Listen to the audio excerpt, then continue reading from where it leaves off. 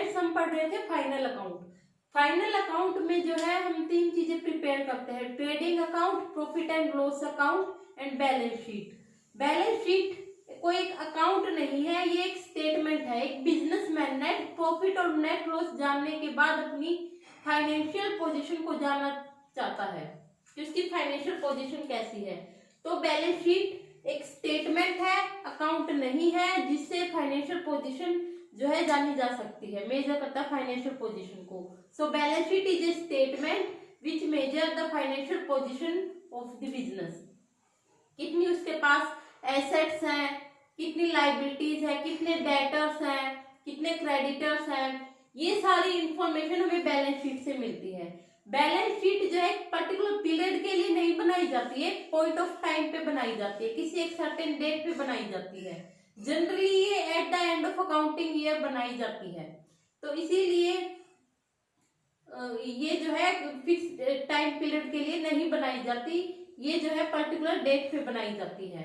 Balance sheet से हम जो है सॉल्वेंसी का पता लगा सकते हैं। अगर हमारी एसेट्स जो है लाइबिलिटी से ज्यादा है, इट मीन जो हमारी फाइनेंशियल पोजीशन अच्छी है, हमारी फाइनेंशियल पोजीशन अच्छी है। और अगर लाइबिलिटी साइड ज्यादा है एसेट साइड से, तो इट मीन हमारी फाइनेंशियल पोजीशन अच्छी नहीं है, इंसॉल्वेंसी है। जो है बैलेंस शीट में पर्सनल और रियल अकाउंट को हम नोट करते हैं। पर्सनल और डेबिट बैलेंस है पर्सनल और रियल अकाउंट का, वो एसेट साइड में आता है। क्रेडिट बैलेंस है पर्सनल और रियल अकाउंट का, वो लायबिलिटी साइड में आता है। और जो नॉमिनल अकाउंट, P&L अकाउंट एक नॉमिनल अकाउंट है, तो जितनी भी लॉसेज और गेन्स है वो प्रॉफिट एंड लॉस अकाउंट में जाते हैं। तो हम जो है सबसे पहले बैलेंस शीट प्रिपेयर करते हैं। बैलेंस शीट एज ऑन, ये पर्टिकुलर पॉइंट ऑफ टाइम पे बनाई जाती है, ना कि पीरियड ऑफ टाइम। फिर है grouping and marshalling of balance sheet. Grouping में क्या करते हैं, जो सेम नेचर की ट्रांजेक्शन है उसे कॉमन हेड के अंदर लिखा जाता है। जैसे करंट एसेट, करंट एसेट्स में क्या होता है, कैश, बैंक, डेटर्स, ठीक है। तो ये जो है इजीली कैश में कन्वर्ट हो सकते हैं, तो इसे जो है कॉमन हेड के अंदर लिखा जाता है उन आइटम्स को। मार्शलिंग में क्या होता है, मार्शलिंग में हम बैलेंस शीट में किस ऑर्डर में हम रिकॉर्ड करते हैं, किस ऑर्डर में लिखते हैं। फर्स्ट है लिक्विडिटी ऑर्डर। लिक्विडिटी ऑर्डर में जो आइटम जो है कैश में इजीली कन्वर्ट हो जाती है उसको सबसे ऊपर लिखा जाता है। जो आइटम जो है कैश में सबसे लास्ट में कन्वर्ट होती है उसे सबसे नीचे लिखा जाता है। फिर है परमानेंसी ऑर्डर। इसमें क्या होता है, जो भी आइटम जो है कैश में सबसे लास्ट में कन्वर्ट होती है उसे सबसे पहले लिखा जाता है। और जो है बैलेंस शीट की दोनों साइड का टोटल बराबर आता है। बैलेंस शीट एक अकाउंट नहीं है, तो इसमें 2 बाय नहीं आता।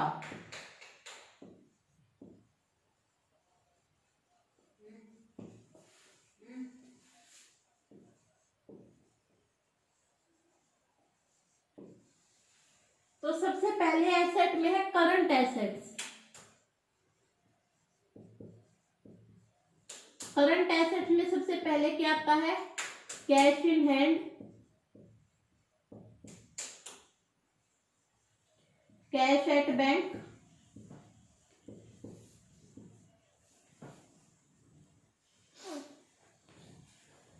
BR, bills receivable, short term investment,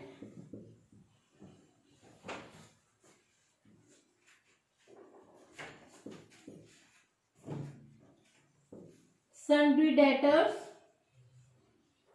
उसी ऑर्डर में ही लिखते हैं हम।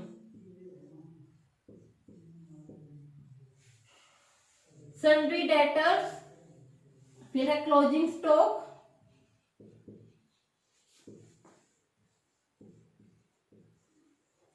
Prepaid expenses.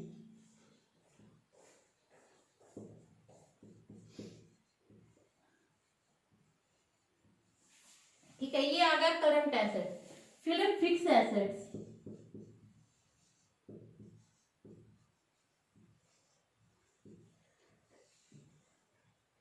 Furniture, loose tools,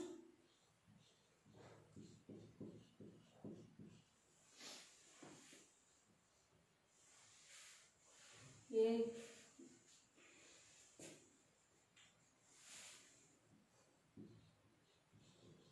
motor vehicle,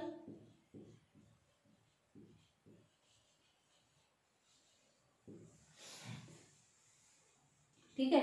उसके बाद है long term investment,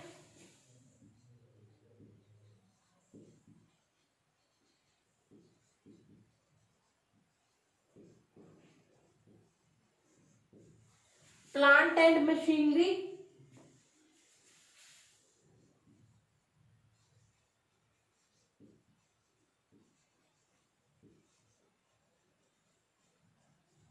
land and building,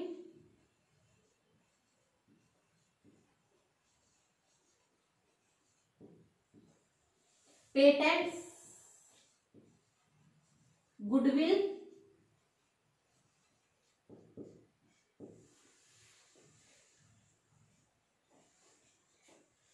फिर आता है मिसलेनियस है, ठीक है। फिर है लाइबिलिटीज में, लाइबिलिटी साइड में जो है करंट लाइबिलिटीज आती हैं।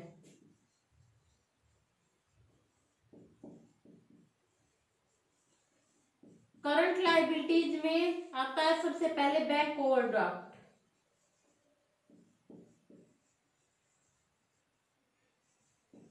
Bills payable,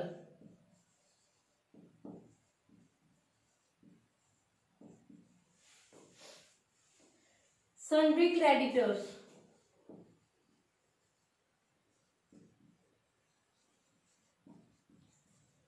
outstanding expenses. फिर है लॉन्ग टर्म लाइबिलिटीज आती हैं,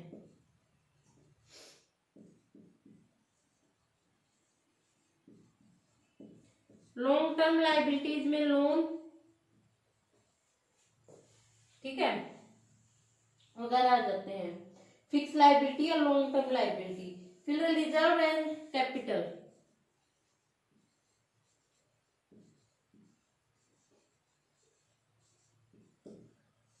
इसमें क्या आता है, इसमें जो है कैपिटल में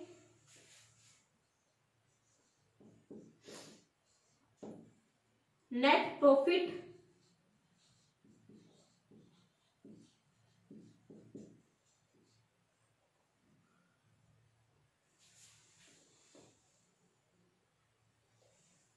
लेस ड्रॉइंग्स,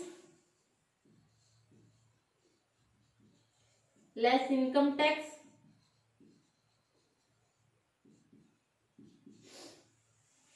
ठीक है, लेस लाइफ इंश्योरेंस प्रीमियम,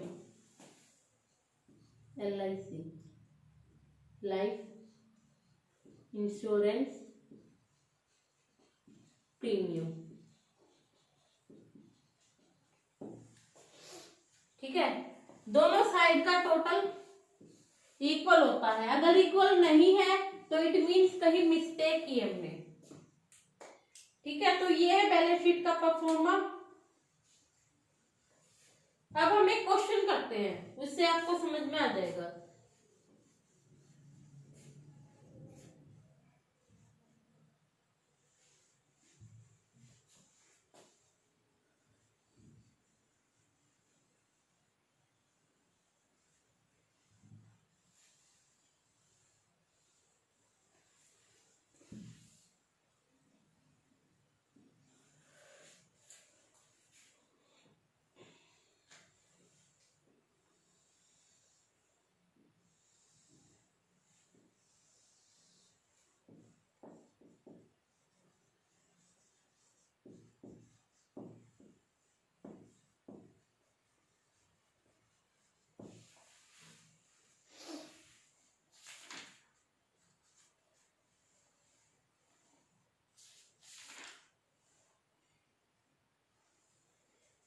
जो है थर्ड क्वेश्चन है, बैलेंस शीट बनानी है, बैलेंसेस दे रखे हैं।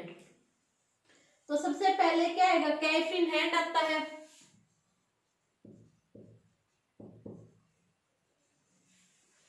कितना दे रखा है, 1,80,000। फिर कैश एट बैंक आता है, बट कैश एट बैंक तो दे नहीं रखा। उसके बाद आता है बिल्स रिसीवेबल। बिल रिसीवेबल कितने हैं, 1 लाख।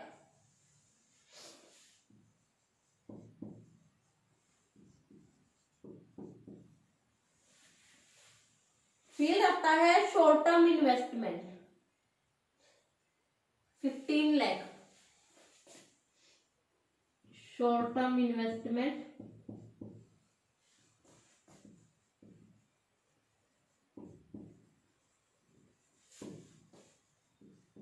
15 लाख, ठीक है। उसके बाद आता सन्ड्री डेटर्स। डेटर्स कितने हैं, 3,20,000।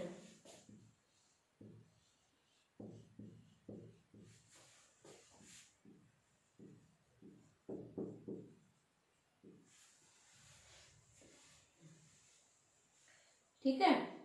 उसके बाद आता है क्लोजिंग स्टॉक। क्लोजिंग स्टॉक कितना है, 4 लाख। ये होगी हमारी करंट एसेट्स। कितना है क्लोजिंग स्टॉक, 4 लाख।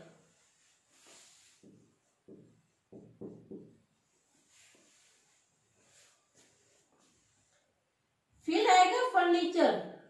फर्नीचर दे रखा है 1,50,000। इसी ऑर्डर में ही लिखने हैं एग्जाम में।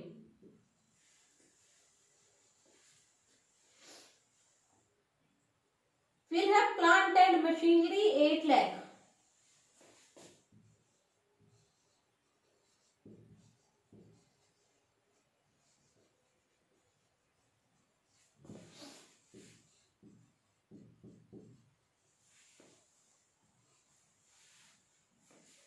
लैंड एंड बिल्डिंग है 6 लाख।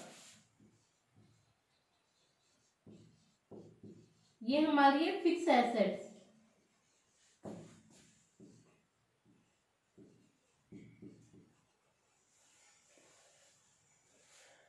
ठीक है। फिर लाइबिलिटी साइड में आ जाते हैं। लाइबिलिटी साइड में जो है करंट लाइबिलिटीज आती है, उसमें सबसे पहले आता बैंक ओवरड्राफ्ट। बैंक ओवरड्राफ्ट नहीं है, बैंक ओवरड्राफ्ट है। बैंक ओवरड्राफ्ट दे रखा है 1,80,000।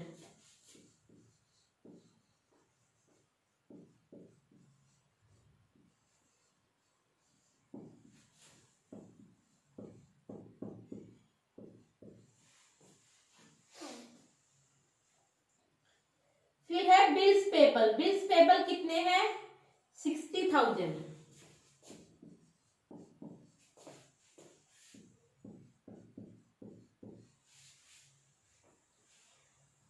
फिर दे रखे क्रेडिटर्स। क्रेडिटर्स है 2,40,000।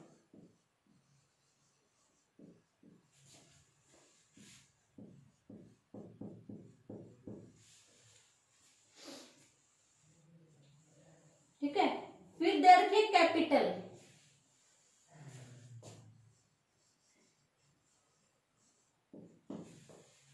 कैपिटल कितनी है, 1,30,000। उसमें नेट प्रॉफिट हम ऐड करते हैं, ऐड नेट प्रॉफिट। कितना है हमारा प्रॉफिट, 6,20,000।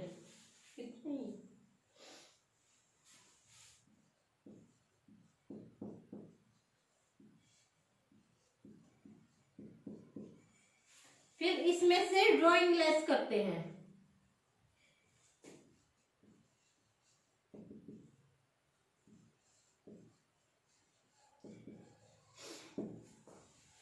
ठीक है। कितनी है ड्राइंग्स, 1,30,000।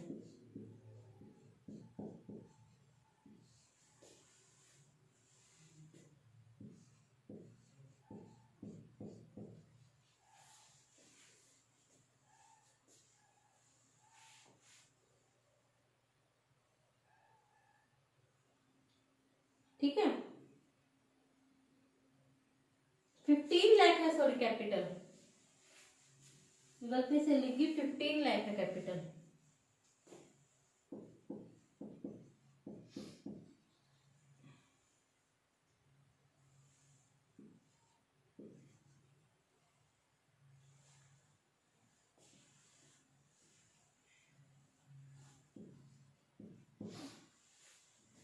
$20,20,000, 21 लाख। प्रॉफिट कितना है? 620।